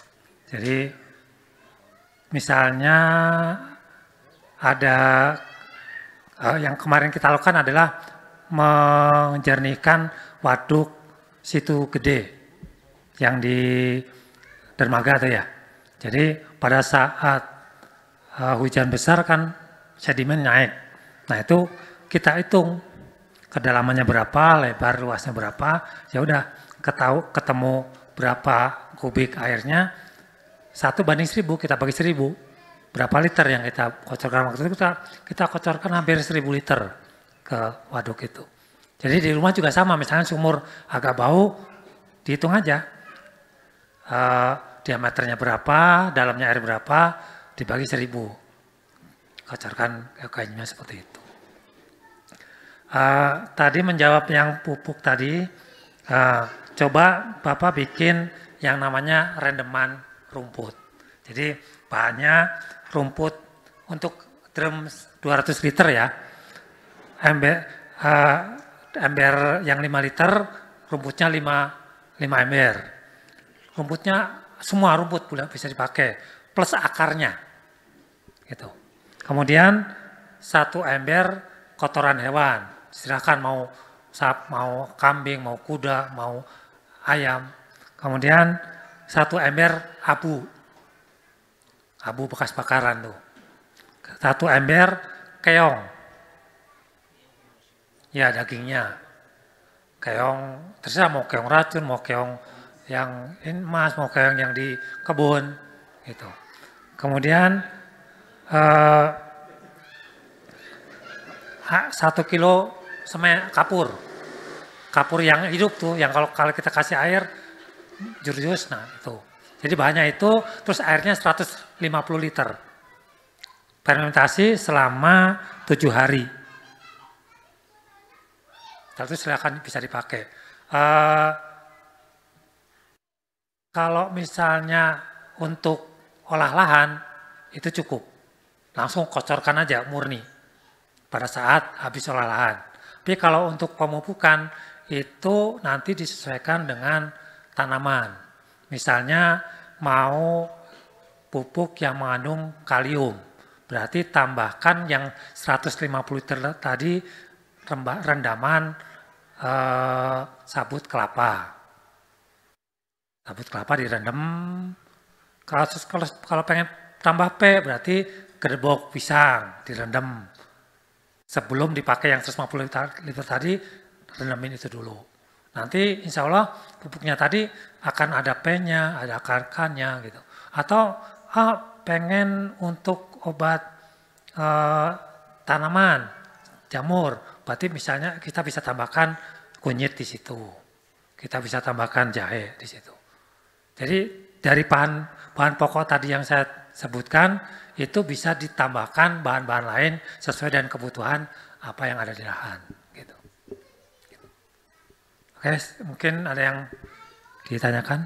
Bikin eco engine itu apa namanya? Tadi kan kalau misalkan terjadi gumpalan yang di atasnya itu apa namanya? Mama engine. Ya, itu kan harus dipelihara. Kalau dipelihara kan otomatis harus dikasih makan. Ya. Makanannya itu apa gula apa? Eco enzim. Cairan ini. Ya, tapi nanti perluasannya nanti. Nanti kalau Bapak udah ketemu itu, baru kita ngobrol lagi supaya nggak ketumbuk-tumbuk nanti. Ya. Karena jarang sekali dapat seperti itu. Ya. Nanti tekniknya kita langsung praktekkan karena kalau tidak praktekkan itu bisa mati gitu. Ini kan barangkali kita bikin ya punya apa namanya tadi tuh Mama enzim. Ya. Bonus. Ya, nanti langsung hubungi aja ke sini ke Pak Ende. Pak Ende kan standby di sini. Kalau saya kan paling Jumat Sabtu nanti di sini. Gitu. Langsung aja hubungi nanti. Gitu. Alhamdulillah saya jarang nemu sekian banyak buat gitu ya. Ada dikit-dikit, cuma kemudian kepake gitu. Jarang dipelihara. Ya. Seperti itu. Ya, silakan yang lainnya. Kami dapat masukan bahwa kalau musim kemarau kita ini juga bermasalah ya dalam dapat air ya. Sebenarnya kami sudah minta ke bagian lingkungan sini, infrastruktur, tolonglah kalau bisa saya bilang air limbah yang dari saung dan segala macam kalau bisa dimasukkan ke kebun oleh saya tuh. Jangan sampai ke bawah, nanti di kebun baru dibagi-bagi maksud saya tuh ya. Jadi kita ke kebun inginnya sih ke belah sini dulu. Nanti kita treatment dulu. Sebelum kita, para petani menggunakan air limbah tersebut ke tanaman, kita ingin treatment dulu, kita perlakukan dulu supaya aman. Katanya dulu ternyata langsung ambil limbah malah tanamannya menjadi rusak kan gitu. Tapi yang memang kita kekurangan sumber daya untuk mengalirkan air limbah ke satu tempat ya. Karena itu kan perlu pipa saluran air dan segala macam. Selama ini yang saya lihat air yang di sebelah sana kan langsung ngalir ke bawah ya, ke pos 3 ya. Atau ada yang membelokkan ke kebun. Inginnya sih nanti kita tampung dulu gitu, tampung, kita sama-sama petani yang ada di sekitar MS ini bisa menggunakan air sesuai dengan kebutuhan. Jadi tidak ada air yang kebuang. Intinya gimana caranya kita menghemat air, petani di saat-saat membutuhkan air kebagi semua, inginnya kan begitu ya Pak.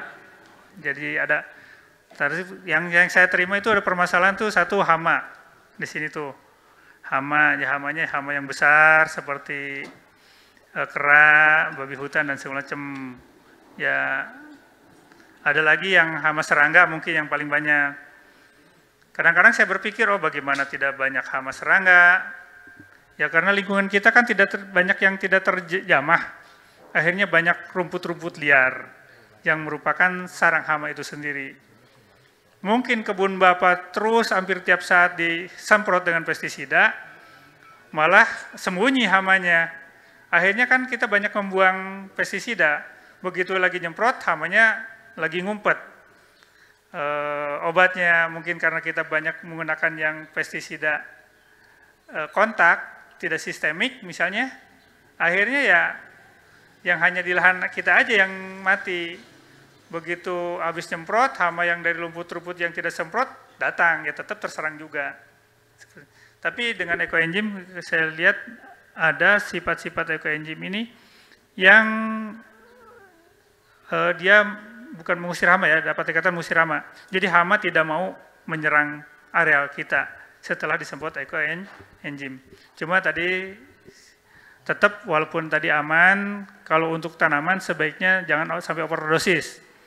Karena khawatir karena overdosis malah terbakar tanamannya.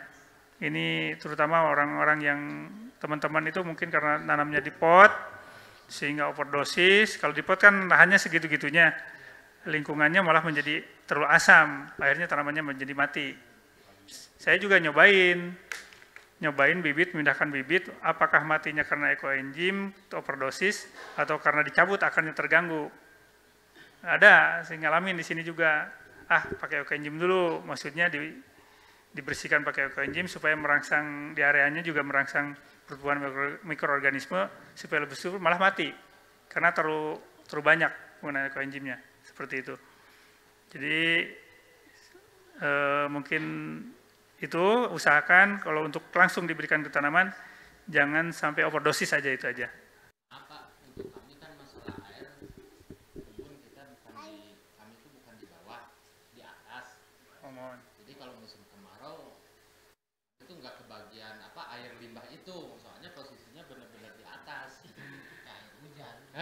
Berarti kalau nggak air limbah, air bagus berarti kalau di atas, ya. Bagus, gitu. Karena paling hulu ya. Kendalanya Kalau ya nggak ada. Kalau itu ya harus cari sumber air baru ya. Saya juga belum menemukan ini sumber air baru karena disarankan tolong jangan sampai menggunakan air yang ke saung untuk MCK. Saya juga bingung ini kalau mau bercocok tanam untuk pendidikan agro. Waduh, ini kalau musim kemarau saya harus cari sumber air baru terus terang. Sampai ini muter Pak, saya juga satu kesempatan untuk survei air nggak ada. Aduh gimana ya, kan saya bilang. Ya mudah-mudahan, kalau saya belum sempat ini masalahnya masih sibuk ya. Sibuk mempersiapkan lahan untuk pendidikan santri. Kita untuk pendidikan tadi juga agak luas sebenarnya, harusnya luas. Karena tanggung jawab kita juga, karena ini pesantrennya pesantren agrikultur, jadi santri harus diberikan pendidikan pertanian. Dan kedepannya juga mungkin tidak hanya di lahan kami sendiri, mungkin lahan bapak-bapak juga dijadikan sarana untuk pendidikan santri. Ya mungkin hanya sekedar berkunjung atau apalah. Jadi itu saya nanti Pak Jarod yang hal-hal yang lain ya, yang banyak berkomunikasi dengan bapak-bapak. Itu aja mungkin. Hanya sekedar curhat Pak ya. Di atas itu kan lahan yang paling ujung. Jalan juga kendala dari jalannya. Terus ya, yang ngomongin tadi air gitu sama itu. Kan di sana ada 38 orang Pak. 38 petani. 38 orang. Ada datanya ada. Nanti dengan Pak Jarod mungkin yang lebih bisa kesana kemari ya. Kalau saya mungkin fokus di sini. Ya. Ini kita juga sambil nunggu Habib Irfan, yang paling utama intinya adalah ada komunikasi antara pondok dengan petani penggarap sini ya. Sekalian berkenalan ya, saya juga alhamdulillah bisa ketemu dengan Bapak karena kami tidak bisa satu persatu ngunjungin ya. Saya sendiri kejar target, terus terang kejar target ini, aduh santri udah masuk, lahan untuk pendidikan santrinya belum siap. Saya hanya berdua saja dengan Kang Firman, keteter juga gitu. Lalu kalau keluhan dari masalah hama atau apa, boleh silakan diungkap. Berarti ini juga bisa untuk mengusir hama serangga juga ya Pak ya? Nah, Pak Jarod yang lebih paham. Insya Allah, jadi nanti itu di fermentasi yang kedua. Jadi bisa ditambahkan nanti sereh wangi yang tidak disukai oleh binatang kan, atau apa aja yang kira-kira yang baunya kurang disukai. Nanti fermentasi lagi yang kedua 1 bulan baru kita semprotkan.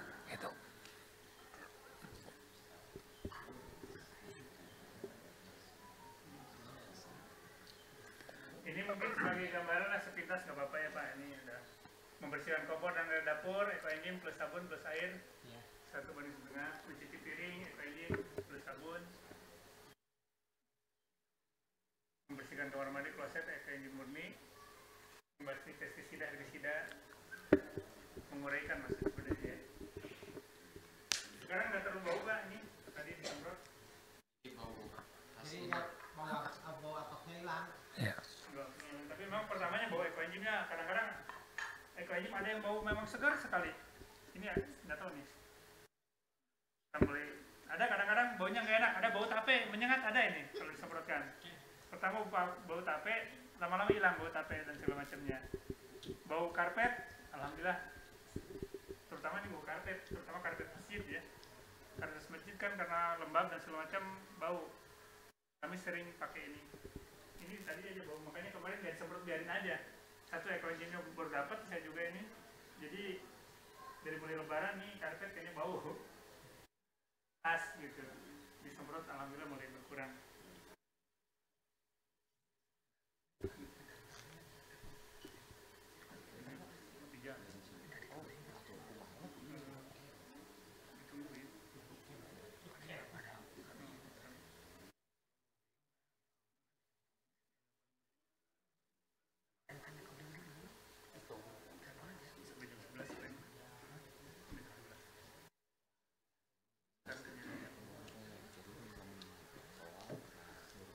Silakan, masih ada waktu 30 menit lagi.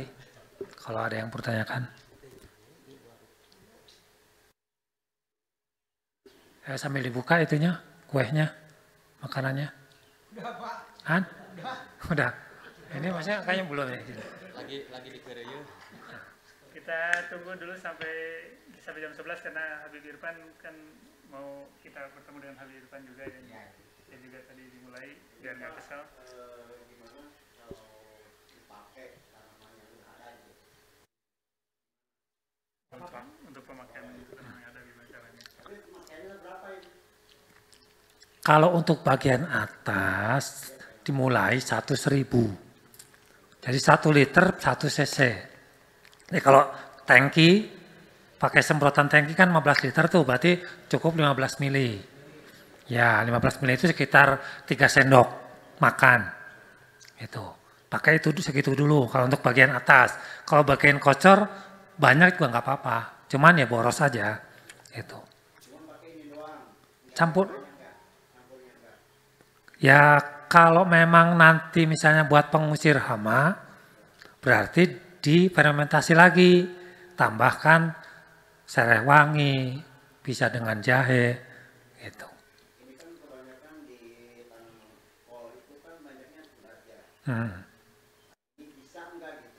Kalau ulet kayaknya enggak. Ya. Jadi biasanya kalau yang nggak suka dengan wangi ini kan hama-hama yang terbang ya. Kalau ulet mesti berarti harus ditambahkan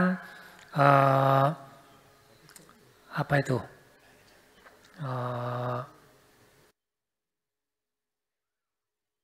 Jeringo itu apa ya jeringo? Jeringo itu apa jeringo itu? Jeringo apa tuh?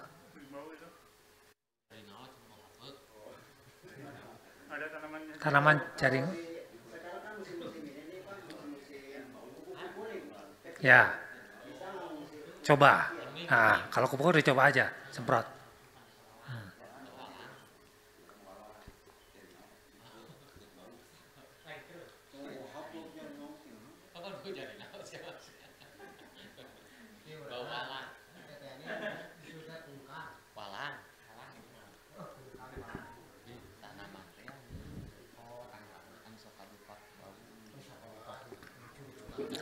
Tadi ditanyakan tentang ulat ya. Kalau ulat itu kan dia larva ya dari serangga. Kalau misalnya disemprotnya sebelum ada ulatnya sih mungkin bisa mencegah adanya ulat di dalam itu. Kalau sudah ada ulat dalam kolnya kan agak sulit karena di dalam. Ini sifatnya adalah mengusir biasanya.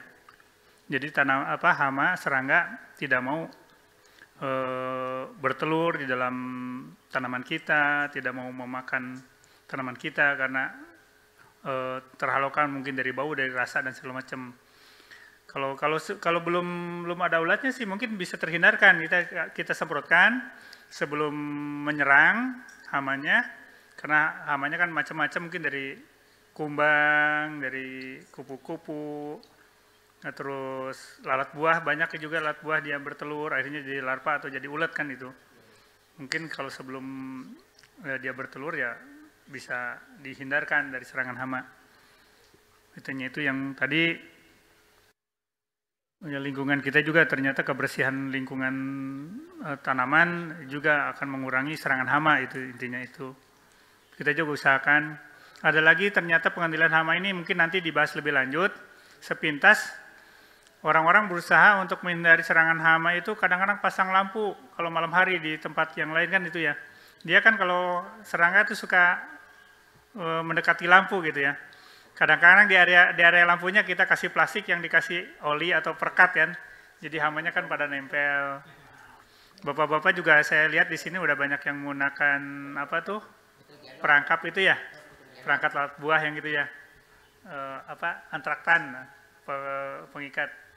Mungkin cara-cara itu juga harus kita perbanyak lagi di area-area di area-area kebun.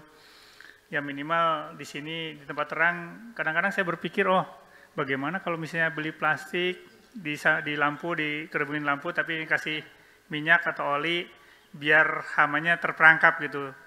Mau menyerang ke kebun malah sudah terperangkap duluan. Itu kan lumayan ngurangin serangan ke kebun ya. Tuh. Tapi kalau sekarang ternyata lebih dapat dikatakan lebih enak lagi.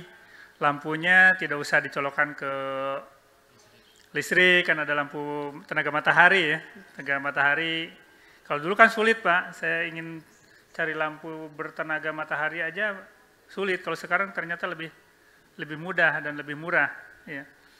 Jadi sampai kalau saya dulu pernah jalan-jalan ke daerah timur, kok itu apa lampu berjejer di kebun bawang terutama. Jadi ada lampu-lampu di tengah sawah itu kayak lapangan terbang aja gitu, kalau ada lampu berjejer kayak landasan lapangan terbang kasih lampu.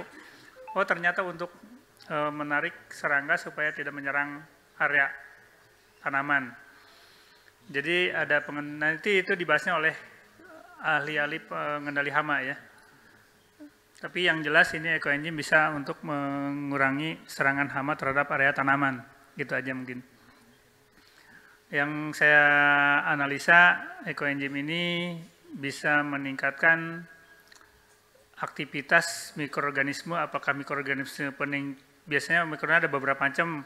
Salah satunya adalah mikroorganisme atau bakteri pengikat nitrogen. Ada bakteri nitrifikasi, nitrafikasi dan segala macam. Terutama rhizobium itu bisa mengikat nitrogen. Jadi kandungan nitrogen di dalam tanah meningkat. Dengan adanya bakteri ini meningkat, akhirnya kandungan nitrogen dalam tanah juga meningkat. Ada lagi bakteri pengurai, misalnya fosfor dan segala macam. Bakterinya aktif, kandungan fosfor di lahan tanah juga meningkat pula kan seperti itu. Tanaman akan mengikat, menyerap unsur hara lebih banyak dibanding biasanya. Ketersediaan, karena gini, satu contoh ini ilustrasi. Makan tempe dengan makan kacang kedelai. Kenapa sih dikatakan lebih bergizi makan tempe? Padahal kandungan proteinnya kan tempe dari kedelai gitu. Ternyata kalau sudah dibuat tempe, itu protein yang mudah diserapnya, jadi protein jenuhnya menjadi tak jenuh, sehingga lebih mudah diserap oleh tubuh. Sedangkan dalam bentuk kacang kedelai, sulit diserap oleh tubuh. Akhirnya dikatakan lebih bergizi, padahal nilai proteinnya lebih tinggi kedelainya kan. Seperti ini. Karena tadi berbagai hal bahwa unsur hara dalam tanah tidak bisa terserap oleh tanaman. Salah satunya pH mungkin. Kita jarang suka menyepelekan. Di lahan pertanian ini suka menyepelekan tentang pH tanah. Padahal itu penting. Makanya pengukuran pH tanah ini harus dilakukan. pH tanah alhamdulillah untuk sekarang lebih mudah didapat dibanding dulu. Saya nggak kebawa terus terang, saya juga nyari dulu punya pH tanah, ingin tahu nih. Ternyata sekarang dengan perkembangan pengetahuan yang ada, meningkatkan pH tidak harus memberikan kapur dolomit misalnya. Dengan cara apa? Mungkin nanti Pak Jarod yang lebih paham nanti ke depannya. Misalnya dengan fermentasi dikasihkan hasil fermentasi apa bisa menetralisir pH yang tadinya asam menjadi netral, yang terlalu basah juga menjadi turun seperti itu. Kalau dulu pH tanah kurang langsung kasih kapur. Yang namanya pengapuran orang kan ini kan bukan pupuk, kapur mahal juga kan membeli kapur. Yang jadi masalah kan angkutnya. kita di sini memang terkendala dengan angkut pupuk dan segala macam, saya rasakan juga ya. Apalagi ngangkut pupuk jauh ke dalam ke sana, belum dari jalannya juga jauh juga. Ongkos mobilnya bukan karena jaraknya jauh ya, karena medannya mungkin akhirnya ongkos angkut lebih mahal di sini itu. Itu yang jadi masalah. Mudah-mudahan dengan ada ekoenzim dan turunannya, permasalahan-permasalahan yang menyangkut tadi dengan tentang pengendalian hama, tentang peningkatan kesuburan, peningkatan daya tahan tanaman juga kan harus ditingkatkan daya tahan terhadap serangan hama, terus daya hisap, daya serap unsur hara juga meningkat, intinya itu. Karena ada proses stagnasi. Kendala lagi di sini itu yang saya rasakan adalah adanya kabut ya. Kabut itu bisa menimbulkan yang disebut dengan penyakit embun bajra. Kenapa? Terutama stagnasi. Kenapa mungkin hasil tempat lain bisa lebih bagus dibanding sini? Dengan adanya kabut yang suhu dingin sehingga tanaman menjadi stagnan. Dia harusnya terus berkembang, berhenti perkembangannya karena dingin dan segala macam. Itu masih untung. Kadang-kadang kabut ini merusak karena dingin sekali, akhirnya terjadi pembekuan cairan di dalam sel tanaman. Akhirnya pembekuan itu kan volumenya meningkat, menjadi sel-selnya membesar, selnya tidak tahan, akhirnya pecah, akhirnya rusak. Selnya pecah, rusak, kering lah yang disebut dengan penyakit embun bajra, seperti kebakar. Itu karena pecahnya sel, cairnya keluar, akhirnya gosong kan, seperti itu. Itu karena kabut, ya, biasanya penyakit embun bajra. Kalau di Dieng malah ada seperti macam es ya, membentuk es itu di tanaman, itu merusak juga. Itu apalagi ya, tadi ya mudah-mudahan kedepannya kemarau panjangnya tidak terjadi lagi. Jadi kami juga gimana caranya kedepannya di atas ada tanaman-tanaman penyerap air ya. Kadang-kadang berpikir, aduh saya apakah nanam pohon beringin atau tanam apa yang kira-kira bisa membuat mata air baru gitu ya. Karena itu saya juga nanya-nanya ada sumber air, wah kalau kemarau asat juga katanya, kering juga, waduh kalau gini mah gimana. Tapi mudah-mudahan ketersediaan air akan tercukupi ke depannya, karena ini udah menyangkut pemanasan global sehingga ada perubahan iklim ya. Itu aja mungkin, ini jam 11. Untuk ekoenzimnya nanti yang lebih lanjut dengan Pak Jarod mungkin di pertemuan berikut ya. Intinya alhamdulillah akhirnya kita bisa bertemu lagi, walaupun sebentar, kedepannya mungkin kita lebih intens lagi pertemuan untuk membahas permasalahan-permasalahan yang menyangkut agro di kawasan markas syariah. Ya, belum ke yang lain. Untuk pembuatan inginnya sih juga kami mempersiapkan kemarin itu sebelum Idul Fitri itu, sebelum Syawal sudah punya produk-produk pengganti pupuk buatan. Kita ingin nyoba bikin pupuk hasil fermentasi alami dari limbah dapur, kendalanya kami ternyata fasilitasnya belum tersedia ya. Ya bertahaplah ke depan kita akan coba pupuk kita juga praktikan dulu, nanti sama-sama membuat, kita aplikasikan ke tanaman, jangan sampai kita tergantung kepada pupuk buatan karena mahal ya Pak. Karena mahal, belum lagi peraturannya saya juga bingung, ini harus ada kartu tani dan segala macam. Ya. Susah belinya. Tapi kalau punya duit mah ada aja ya, biasanya sih dapat aja karena itu susah ini dompetnya, lubang dompetnya kecil gitu tuh ya. Kalau lubang dompetnya gede sih gampang. Itu ya, mudah-mudahan permasalahan-permasalahan yang kita hadapi, terutama masalah pupuk, bisa tertanggulangi dengan cara kita membuat pupuk sendiri. Karena sebenarnya bahan untuk pupuknya tersedia di sini ya, seperti itu. Cuma kita belum bisa memanfaatkan. Kami juga terkendala ini pupuknya tenaga nggak ada. Ini kadang-kadang harus izin ke siapa ngambil pupuk dan segala macam. Itu yang jadi masalah. Apalagi ya? Tadi serangan hama, ya kedepannya juga kalau kita sering ada di kebun ya mudah-mudahan serangan seperti kirdunnya juga dia mikir sendiri ya, jangan sampai mendekati ke kebun. Alhamdulillah saya juga kadang-kadang kayak diledek gitu ya, sama Kirdun tuh ya. Nanam pohon singkong, sedikit, untungnya sedikit ya. Singkong, baru beberapa hari udah cabutin, tancepin lagi, cabutin lagi. Akhirnya biarin aja. Itu padahal disangkanya mungkin ada uminya atau apa, atau iseng tuh Kirdunnya tuh. Saya juga, udah biarlah. Tapi lama-lama juga mereka itu sendiri, bosan sendiri. Asal kitanya nggak bosan. Itu karena ini kawasan cukup lumayan bagus sebenarnya, punya keunggulan-keunggulan topografi sebenarnya dibanding daerah lain, sehingga dapat dikatakan berbagai macam tanaman bisa ditanam. Tadi masalah terutama serangan hama ya, dan penyakit terutama yang budidaya tanaman sayuran, memang sayuran seperti itu. Makanya begitu ditanya, Pak mau nanam sayuran, aduh nanti dulu saya mikir dulu. Karena nanam sayuran biasanya identik dengan penggunaan pestisida yang sangat banyak dan intensif, dan harus kadang berpikir gimana caranya bisa nanam sayuran pestisidanya seminimal mungkin. Syukur-syukur tidak menggunakan pestisida sintetis yang alami, karena banyak cara-cara untuk penanggulangan hama dan penyakit. Tapi pada dasarnya kalau misalnya kerusakannya di bawah 20%, itu masih di ambang batas. Kita sebaiknya nggak usahlah pakai pestisida seperti itu sebenarnya. Kalau kedua, ada lagi yang saya lihat, banyak di beberapa daerah, bukan hanya di sini saja, penerapan terasering ini. Jadi kita karena ingin cepat ngolah lahan, cepat ditanami, sehingga memang saya rasakan membuat terasering ini berat Pak, capek gitu ya. Lama ini, jahat duit, jahat tenaga, jahat biaya. Akhirnya seadanya lahan digarap. Padahal untuk jangka panjang itu kerugian. Karena unsur hara yang kita berikan, pupuk yang kita berikan malah hanyut. Harusnya diserap tanaman malah hanyut. Makanya bertahap juga kita dikit-dikit diterapkan pengolahan lahannya yang ke depannya lah enak gitu ya.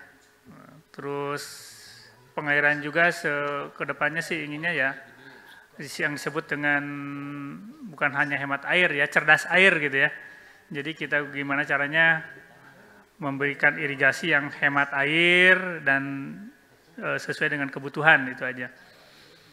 Tidak kekeringan dan tidak kelebihan air. Kedua, pemeliharaan termasuk pemupukan ya, pengecoran gimana caranya ngecor yang hemat dan segala macam.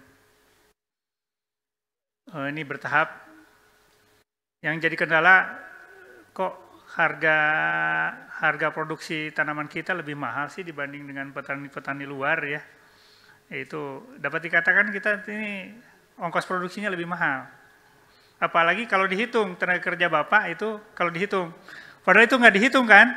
Bapak ke kebun kan nggak dihitung nih, saya ke kebun berapa jam harusnya diupah berapa. Bapak nggak mikir upah, baru dihitung kalau menyuruh orang lain kan. Kan itu harusnya dihitung itu. Itu mahal sebenarnya ongkos produksi. Kami mah nggak ngitung-ngitung Pak, yang penting ada hasilnya, bisa berkebun lagi, bisa tani lagi. Ya, akhirnya ya seperti itu.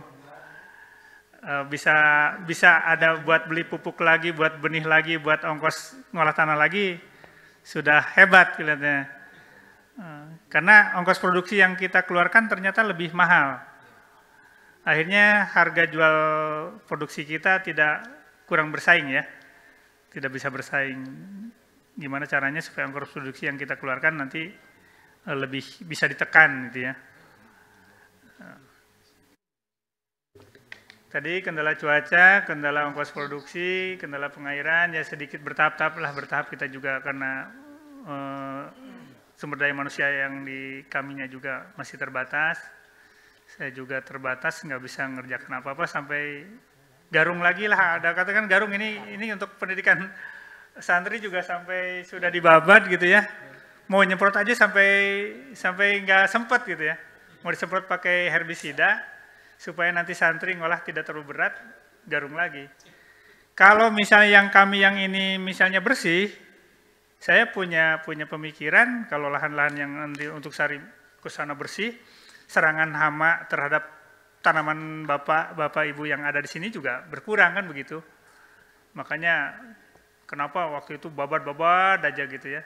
Yaitu untuk mengurangi serangan hama atau sarang-sarang hama penyakitnya bisa kita kurangi itu. Ya, jadi memang intinya kebersihan lahan juga ini harus dilakukan. Yang kita bersih, area sekitarnya kotor, banyak rumput dan segala macam ya hamanya ya banyak juga gitu. Ya itu mungkin udah 4 menit lagi. Ini belum ada berita lagi dari Irfannya.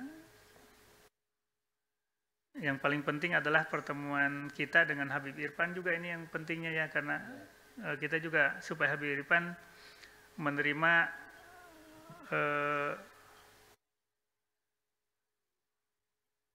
apa yang jadi masalah Bapak Ibu kan, mungkin jangan sampai sawang sinawang gitu ya, karena ya dengar juga oh banyak permasalahan. Terus terang Pak, saya juga tergugah kenapa sampai saya berani dengan Pak Jarod, dengan Pak Topik. Ini pondok lahannya, HGO-nya sangat luas. Dengan lahan yang luas ini harusnya operasional pondok tertutupi dari hasil lahan yang ada harusnya. Jadi ya itu harusnya tertutupi ya. Kami yang tinggal di sini juga, petani di sini juga harusnya bisa makan makanan yang bergizi, yang enak dan segala macam lah gitu ya. Alhamdulillah, tapi saya di sini bisa merasakan oh makanan santri ini gimana caranya meningkatkan menu santri dan segala macam. Tadi permasalahan yang banyak. Saya terus terang punya kadang-kadang nggak apa-apa lah menghayal ya. Pingin santri di sini tuh bisa minum susu tiap hari gitu ya. Tanpa beli, tapi di hasil dari sini kalau nggak punya sapinya mungkin kita tanam kacang kedelainya, kita bikin susu kedelai ya. Terus menu makanannya juga bervariasi gitu ya. Kadang-kadang saya suka ketawa sendiri Pak, suka ngeledekin orang kalau makan. Karena saya juga ngalamin. Makan nasi, lauknya mie, udah mie bakwan tambah kerupuk. Ya karbohidrat juga kan kadang-kadang gitu. Tapi alhamdulillah dikasih kesehatan juga ya Pak. Idealnya kan ada karbohidratnya, proteinnya, lemaknya, vitaminnya kan begitu, mineralnya. Kalau dulu kan ada zaman slogan 4 sehat 5 sempurna. Ya minimal makanan terutama yang punya anak-anak kecil ini. Anak-anak kecil harus diperhatikan pola makannya, bukan makanan mewahnya ya. Karena banyak makanan mewah yang justru membuat penyakit buat anak-anak. Kadang-kadang yang namanya sosis tuh kok daging dan segala macam, padahal bisa karena zat aditifnya banyak, akhirnya anak-anaknya menjadi sakit ya. Kita gimana caranya mendapat makanan yang alami, natural, tadi pertanian organik, lebih sehat, lebih bervariasi. Kita ingin terpenuhi karbohidrat, protein, lemaknya, vitamin dan mineral. Vitamin mineral biasanya dari sayur banyak di situ ya, vitamin dan mineralnya.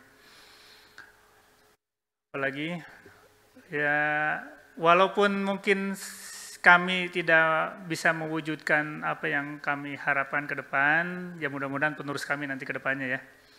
Ya walaupun berapa tahun, intinya satu, dengan adanya lahan ini kebutuhan dapur terpenuhi dari lahan yang ada. Kedua, bisa swasembada pangan dari lahan yang ada. Terakhir ketiganya, dari lahan yang ada ini bisa menghidupi ya. Menghidupi pondok dan segala macam, harusnya seperti itu, karena beberapa pondok itu udah tidak tergantung lagi, tidak usah membeli lagi sumber makanan dari luar, banyak yang seperti itu.